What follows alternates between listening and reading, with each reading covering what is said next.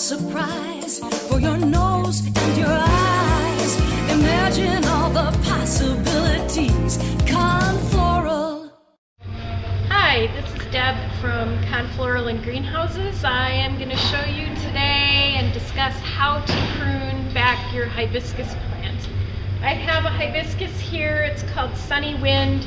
It's a nice bright orange-yellow hibiscus with a really deep red eye, and that's the one that I'm going to work with today.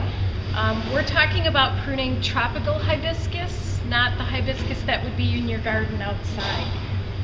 There are a couple of reasons why you might want to consider pruning your hibiscus. One is to get rid of any pests that may be on your hibiscus.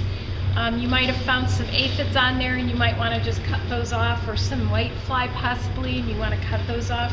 Another reason why you want to prune your hibiscus is to control the growth of your hibiscus.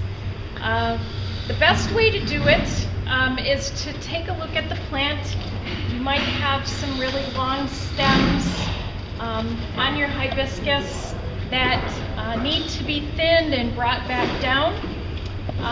You're going to use a regular pruners to cut back your hibiscus. I would recommend sterilizing them if you haven't done so before, just to prevent any disease transmission with a 1% bleach solution. I might do that with my pruners once a year and not much more than that. When you prune back your hibiscus, you're actually going to be cutting off all the flowers because it grows and flowers on the tips of the stems, which is what makes it such a great container plant in the summertime. The best time to do this is probably spring and fall if you're needing to control the growth, and then letting it grow back over the course of the winter and the entire summer. So I'm going to take this one stem, and if you look underneath the leaves, we'll show you, take a look at the picture of what we're going to cut back and how we're going to cut. We're going to look for a node.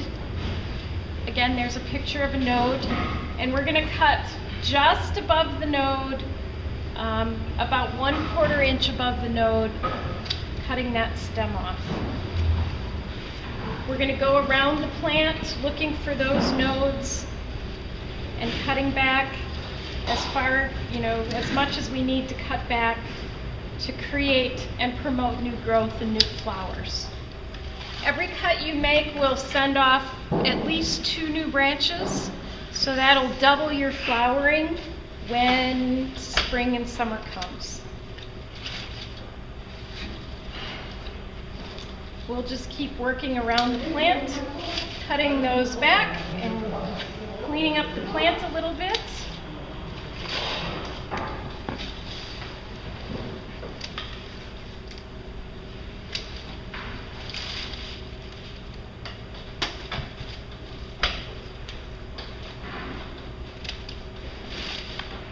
And then when you're done, I cut about 1/4 of this plant back. You could take it back as much as 2/3. You could cut it back fairly aggressively and the plant will come back. You want to make sure you leave some leaves on because that's where the plant is going to develop its food to continue growing. And that's pruning back your hibiscus. Thanks for watching.